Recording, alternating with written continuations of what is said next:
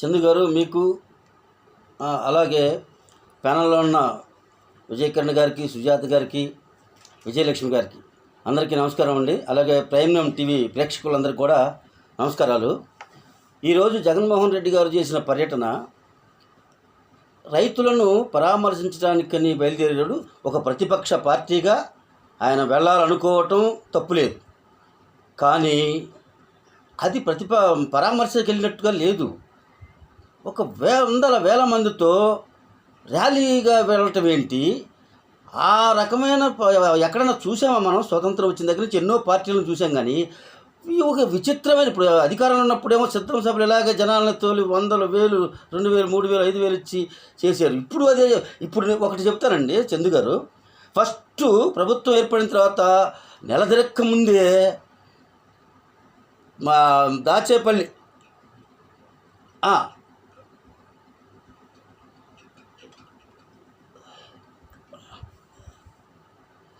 కానీ ఓకే కానీ ప్రజాస్వామ్యం సార్ ఇది. అంతకుముందు జగన్మోహన్ రెడ్డి గారికి ప్రజాస్వామ్యం అవన్నీ పట్టేదండి. మేము ఒక ప్రతిపక్ష పార్టీగా, మేము ఒక చిన్న పార్టీగా చాలా ఇబ్బందులు పడ్డాం. మమ్మల్ని బయటికి రానికుండా చిన్న చిన్న ఉద్యమాలు కూడా చేసుకుని కూడా పర్మిషన్ లేకుండా అల్లాడిచ్చారు. కానీ ఇప్పుడు ఈ ప్రభుత్వాన్ని మాత్రం మనం ఒక రకంగా అభినందించాలి, పర్మిషన్ ఇస్తున్నందుకు. ఈకపోతే పోలేడు కదా బయటికి. కానీ అప్పుడు మనమే ఏమంటాం?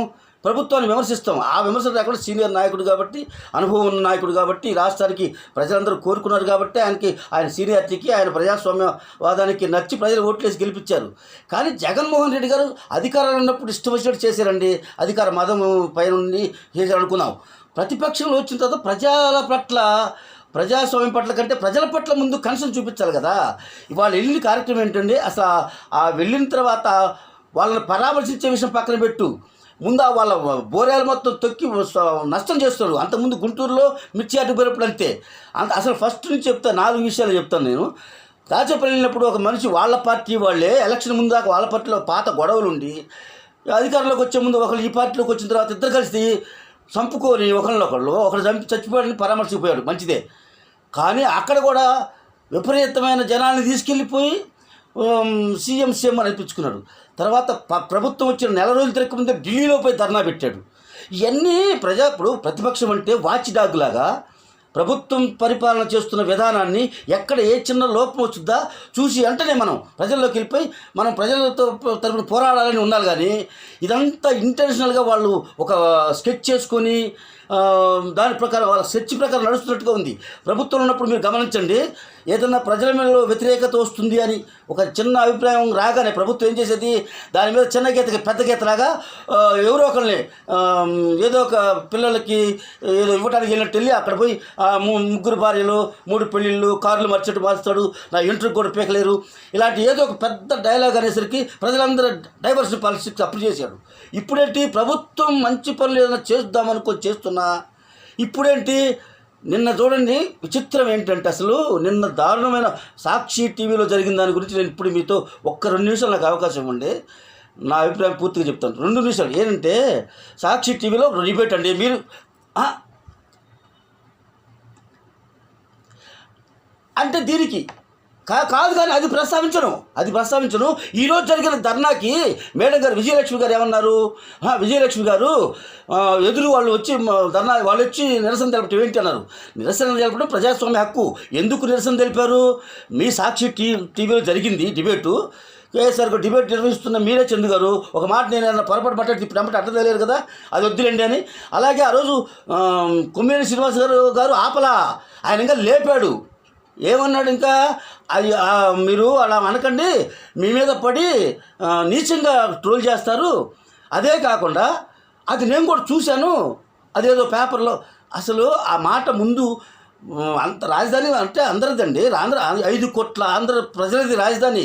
ఒక్క మహిళలే కాదు, అక్కడ రాజధాని అందరికి 5 కోట్ల మంది అందరినీ ఇంత మాట్లాడినప్పుడు టక్కన ఆపాల. 2 రోజుల ముందు ఒక చర్చ జరిగిందండి. 28వ తారీఖు ఎన్టీఆర్ పుట్టినరోజు అయితే ఆ సందర్భంగా 29వ తారీఖు 30వ తారీఖు పెట్టారు వీళ్ళు చర్చ. లక్ష్మీభారత్ గారిని పిలిచి ఆ రోజు కొమ్మినేని శ్రీనివాసరావు గారు అమ్మట ఆపాడు కదా ఒక కాలర్ వేసిన ప్రెస్కి. ఈరోజు ఎందుకు ఆపలేకపోయాడు? ఆ కార్యక్రమానికి జగన్మోహన్ రెడ్డి గారు, ఒక్క నిమిషమే, జగన్మోహన్ రెడ్డి గారును ఆ ఛానళ్ళు క్షమాపణ చెప్పలా, లేదా కనీసం కన్సెన్స్గా లేదు అక్కడ జరగడం తప్పు అని జగన్మోహన్ రెడ్డి గారు ఒక మాట చెప్పొచ్చు కదా అనే భావనతో మహిళలు వచ్చారండి. అంతేగాని ఏదో ప్రభుత్వం దీన్ని ఆపాలని కాదు. వేల మందిలో వస్తుంటే ఒక 20, 30, 50 మంది వచ్చి ప్లకార్డులు పట్టుకుంటే ఏం ఆపలేరు. కానీ నిరసన తెలియజేయడం హక్కు, ప్రజాస్వామ్య హక్కు. మీరు క్షమాపణ చెప్పలేదు, మీ ఛానల్లో జరిగింది, ఛానల్ యజమానిగా భారతిరెడ్డి గారు కూడా క్షమాపణ చెప్పలేదు అని ఆ నిరసన జరపడానికి వచ్చారు తప్ప వివాదం కోసం కాదు. అయితే ఇంకొకటండి,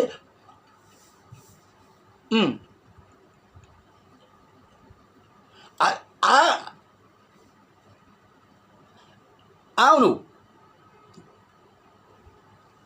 ఖండించలా, అవును ఖండించలా, అవును. ఇప్పుడు ఇది కూడా ఒకే ఒక అర నిమిషం సార్. ఇప్పుడు జగన్మోహన్ రెడ్డి గారు 30వ తారీఖు ఎప్పుడు 10 రోజుల ముందు వెళ్ళాల్సింది, ఈరోజు ఎందుకు వెళ్ళాడంటే దీన్ని డైవర్ట్ చేయడానికి. ఇది వాళ్ళ మీద ఇప్పుడు వైసీపీ మీద అలాగే సాక్షి పేపర్ ఛానల్ మీద కూడా కొంచెం వివాదం వస్తుంది, గొడవలు అవుతుంది. ఇదంతా వాళ్ళకి ఏమైందంటే ఇది డైవర్ట్ చేయాలంటే టక్ 4 రోజుల ముందు వీళ్ళేంటంటే ప్రభుత్వం ఇస్తుంది కదా పర్మిషన్ పెట్టుకున్నారంటే అంతకుముందు వచ్చింది, దాన్ని క్యాన్సిల్ చేశారు. ఇప్పుడు మళ్ళీ ఈ వాళ్ళు బోధవనంగానే 3 రోజుల ముందు చేసి ఉంటారు. ఇది జరిగి 5 రోజులు అయింది కదా. 3 రోజుల ముందు చేసి దీన్ని డైవర్ట్ చేయడానికి వెళ్ళి 100 మంది రావటం, 1000 మంది రావటం ఏంటండి. అసలు ర్యాలీ చూస్తే మర్చిపోతుంది. ఎలక్షన్ అయితే ఏమన్నా కావాలని దీన్ని డైవర్ట్ చేయడానికే. ప్రతిదీ డైవర్షన్ పాలిటిక్సే. ఎందుకంటే జగన్మోహన్ రెడ్డి గారి మీద వ్యతిరేకత, ఇప్పుడు ప్రతిపక్షానికి వ్యతిరేకత రావటం నాకు ఇది ఆశ్చర్యంగా ఉంది. నేను ప్రతిపక్షంలో ఉన్నా, ఇప్పుడు నా ప్రభుత్వం తప్పు చేస్తే ప్రశ్నిస్తున్నాము. కానీ సందర్భం లేకుండా అసందర్భంగా వాళ్ళు ఏదో ఇంటెన్షన్ వాళ్ళు అనుకొని ఆ అనుకున్న ప్రకారం స్కెచ్ ప్రకారం జరుగుతుంది ఇది. వాళ్ళు అఫిడవిట్లు కూడా వాళ్ళు రాసింది ఏంటి, పోలీసులు రాసింది కానీ అయితే ప్రభుత్వం చేసింది కానీ వాస్తవం అది. వీళ్ళు ఒక 15 రోజుల ముందు